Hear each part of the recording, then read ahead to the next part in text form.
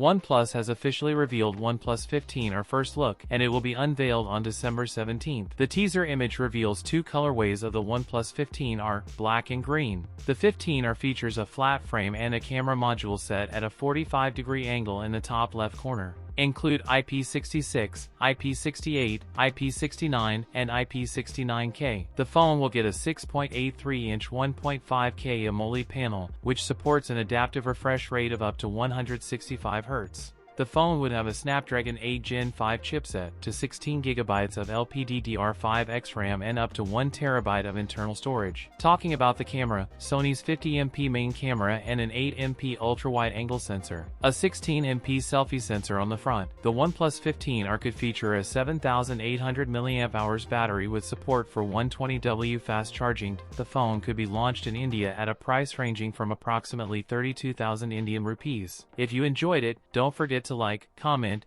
and subscribe for more content. Thanks for watching, and I'll see you in the next one.